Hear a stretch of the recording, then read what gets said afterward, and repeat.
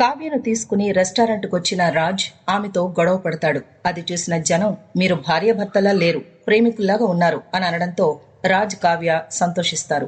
ఇంతలో చోటు మోటులు వెయిటర్స్ లా వేషం మార్చి రెస్టారెంట్కు వస్తారు.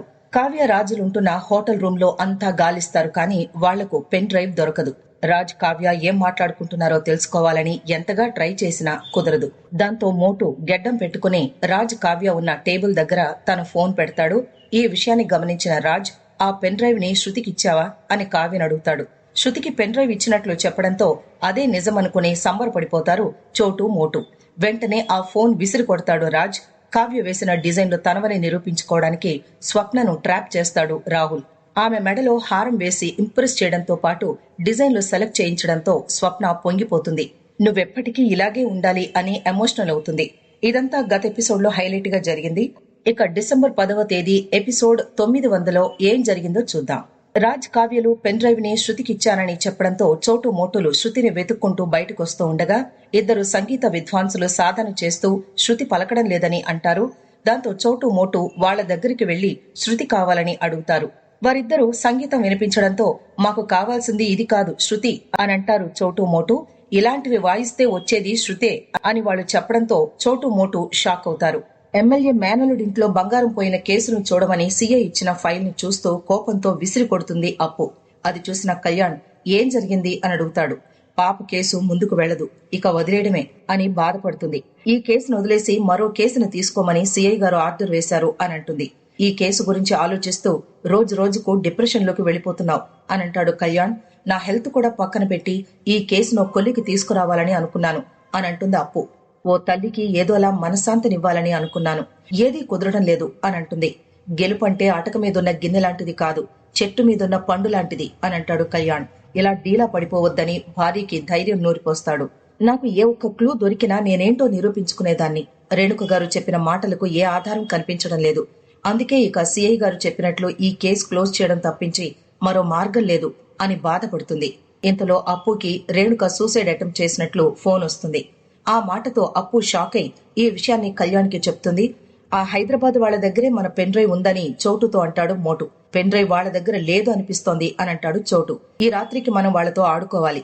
రూమ్ లోకి వెళ్లి వాళ్ళని బయట పెట్టి పెన్ డ్రైవ్ ని సంపాదించి దాన్ని మన బాస్ కి గిఫ్ట్ గా ఇద్దాం అని అంటాడు మోటు. ఇది విన్న రాజ్ కావ్య, మనల్ని భయపెట్టేంత ఛాన్స్ ఎందుకిస్తాం అని అనుకుంటారు. మనమే వాళ్ళని భయపెడదామని రాజ్ తో అంటుంది కావ్య. రేణుక ఆత్మహత్య చేసుకుందని తెలియగానే పరిగెత్తుకుంటూ వెళుతుంది అప్పు. అక్కడే పక్కింటి పని మనిషి ఉండడంతో జరిగింది మొత్తం చెప్తుంది. రేణుక చెయ్యి కోసుకుని పడిపోయిందని, అందుకే వెంటనే మీకు ఫోన్ చేశానని అంటుంది. రేణుక హస్బెండ్ వేరే ఊరిలో ఉన్నాడని వస్తున్నాడని అంటుంది. ఎందుకు చావాలని అనుకున్నారు అని రేణుకను నిలదీస్తుంది అప్పు. ఏడాదిగా నా కూతురు కనిపించడం లేదని గుండెలు పగిలేలా చెప్తున్నా చుట్టూ ఉన్నవాళ్ల మాటలు నమ్ముతున్నారు, కానీ ఈ కన్నతల్లి మాట నమ్మడం లేదు అని బాధపడుతుంది రేణుక. తల్లిగా నేను బ్రతికుండి కూడా కనుక్కోలేకపోతున్నాను. అలాంటప్పుడు బతికుండి ప్రయోజనం ఏంటి అని ప్రశ్నిస్తుంది. ఇన్ని రోజులు ఓపిగ్గా ఎదురు చూశారు. నేను మీకోసం ప్రయత్నిస్తూ ఉంటే మీరెందుకు నమ్మకం కోల్పోతున్నారు అని అంటుంది అప్పు. మీరు కూడా మీ కూతురు బతికుంటే అంటున్నారు గాని నా మాటలు నమ్మడం లేదు అని బాధపడుతుంది రేణుక. నా బిడ్డను వెతికి తీసుకొస్తేనే నా బాధ దూరం అవుతుంది అని అంటుంది. ఆ మాటలతో బాధపడుతూ బయటకు వచ్చేస్తుంది అప్పు. ప్రతిదాన్ని ఇలా పర్సనల్ గా తీసుకుంటే డ్యూటీ చేయలేం అని అప్పుకి చెప్తాడు కానిస్టేబుల్ శేషు. ప్రతి కేసుని పర్సనల్ గానే తీసుకోవాలి. పబ్లిక్ కి కష్టం వస్తే అది మన కష్టమని ఫీల్ అయితేనే వాళ్లకు కూడా మనపై నమ్మకం ఉంటుంది అని అంటుంది అప్పు. డబ్బు కోసం నేను ఈ డిపార్ట్మెంట్ లోకి రాలేదు. ఈ కేసు టేకప్ చేసి 3 రోజులవుతోంది. ఒక్క క్లూ కూడా దొరకడం లేదు అని బాధపడుతుంది అప్పు.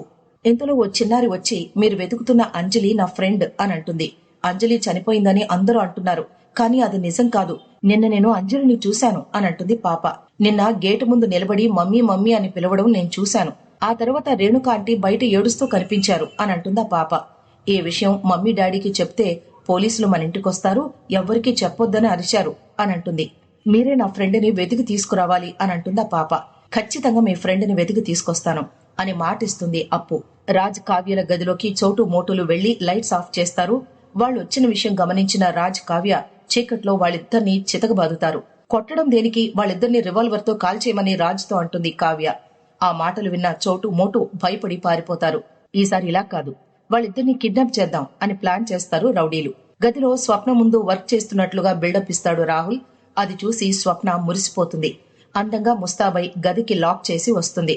మనం బాధ్యతగా ఉన్నట్లు నటిస్తూ ఉండడంతో ఇది కూడా భారీగా నడుచుకోవాలని ఫిక్స్ అయిందా అని అనుకుంటాడు రాహుల్. నిన్ను పొగడ్డానికి నా నోటి నుంచి మాటలు కూడా రావడం లేదు అని అంటాడు రాహుల్. ఇంతటితో ఎపిసోడ్ ముగుస్తుంది.